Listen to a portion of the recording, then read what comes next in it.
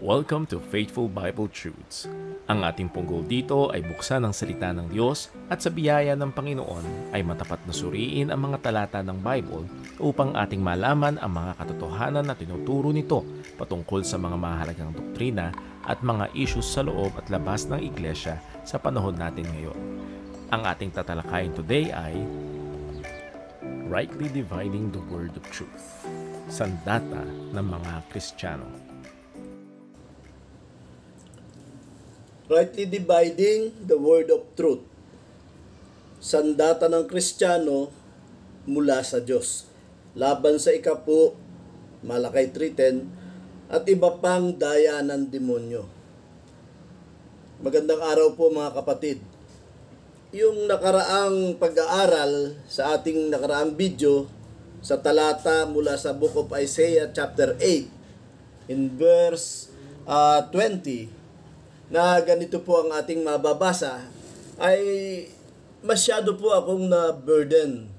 Kaya po ginawa ko ang video ito upang mag-appeal sa ating mga kapatid sa pananampalataya, lalong-lalo na po sa mga nangangaral ng salita ng Diyos, mga kamanggagawa sa ubasan ng Panginoon. Ganito po ang talata at ito na may very familiar, matagal na po nating binabasa at pinag-aaralan.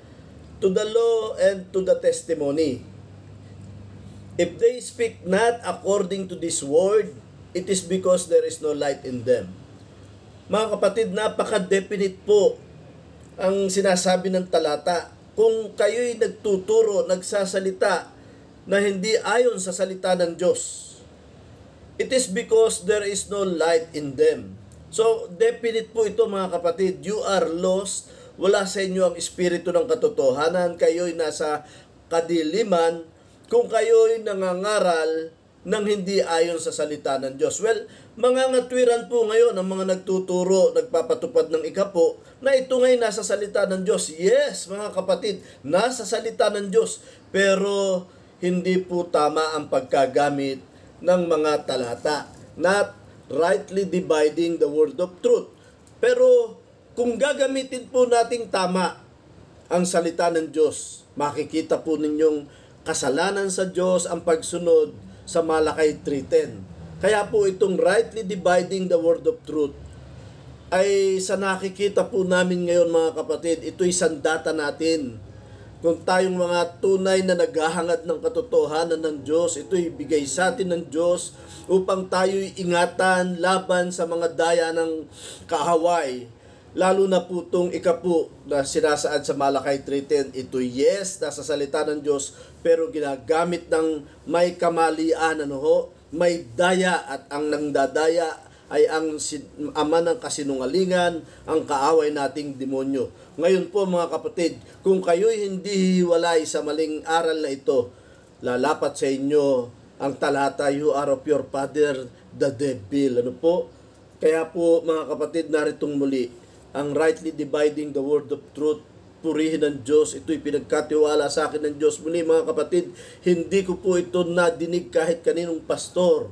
Hanggang sa ngayon, kahit sa internet mga kapatid, wala po akong nakitang nagturo ng ganitong kaliwanag. Rightly dividing, priesthood of Melchizedek, and then Levitical priesthood, and then the Lord Jesus Christ died on the cross. Siya na yung high priest forever, at maliwanag po diyan yung pagkakahati-hati ng mga panahon. Dito po ay dumating ang kautusan, so dito po ay wala pang kautusan. Nung siya mamatay sa krus, ang kautusan dumating during Levitical priesthood ay that was changed.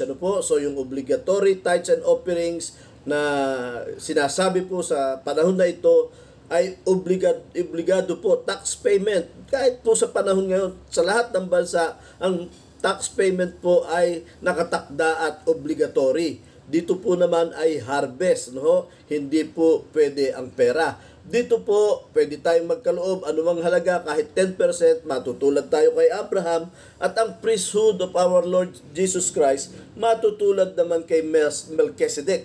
So, napaka-perfect po ng doktrina mga kapatid. Hanggang Amerika dinala ko ito sa isang tagapagturo doong pastor na Pilipino. At kami po'y tunay na nagkaiyakan po kami. Nakita namin ang liwanag na ito, naunawaan niya.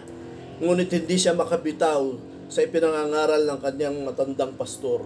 So mga kapatid, sa pamamagitan po nito'y makikita natin na maliwanag na kasalanan sa Diyos kung ang batas dito, Malakay 3:10, ay ipinatutupad dito. And then meron nga po silang mga maniobra na yung 10% ng sweldo mo, yun ang ikapo, over and above the 10%, doon ka palang magkakaroon ng offering sa Diyos. Kaya po yan ay sinasabi nating daya ng demonyo. Kaya lang po natin nasabing may pananagutan sa Diyos ay sapagkat ibinigay sa atin ng Diyos ang bagay na ito. Rightly dividing the word of truth. So mga kapatid, makita nyo po sana, I love you with the love of the Lord. Ito po'y udyok sa akin ng Diyos na ipaalam sa inyo ang rightly dividing the word of truth. Dapat maging very familiar tayo dito mga kapatid, pagkat ito'y isang sandata para sa atin, ibinigay ng Diyos upang ating magamit na pansanggalang. Ingatan tayo ng Diyos at laban sa ikapo at iba pang mga daya ng demonyo. Mga kapatid, please po, pakiparating nyo po sa iba pa nating mga kapatid sa pananampalataya. Help us, mga kapatid. Kailangan nating pagtulong-tulungan ito. Hindi para kalabanin ng mga pastor, kundi ipairal ang tunay na kalooban ng Diyos. Makapagbigay tayo ng may maluwag sa ating kalooban, masaya sa ating puso, na even tithes mga kapatid, hindi ho bawal magbigay ng ikapo. Huwag lang susundin ang naturang utos. Malakay 3:10, ito po isang malaking pagkakamali, kasalanan sa Diyos. Kaya po, gaya ng ating nabanggit nung nakaraan, nang nagastusan ka na, nagkasala ka pa. At ito po ang mabigat mga kapatid. Kabilang ka ngayon sa mga sinasabi sa talata, there is no light in you, kung magpapatuloy ka sa maling aral ng obligatory tithing. God bless po mga kapatid. We love you with the love of the Lord. Magandang araw po. Kung kayo po ay may comments or questions regarding sa paksa ng video na ito, we would like to encourage you to leave it in the comment section. At kung sakali naman po na naging pagpapala ito sa inyo o animan sa mga video sa aming channel, kindly subscribe and share it to others. And we'd like to encourage you na magpatuloy sa pag-aaral ng salita ng Diyos at inaanyayahan namin kayo sa mga live stream ng aming mga gawain dito sa Jesus Christ Baptist Church, Santa Maria, Bulacan via Facebook Live tuwing Sunday, 8:30 ng umaga ang aming Sunday School, 10 a.m. ang aming Sunday morning worship service at 2 p.m. naman po ang aming afternoon worship service. Nawa, patuloy tayong lumalim at tumatag sa pananampalataya at pagmamahal sa ating Panginoon. God bless po.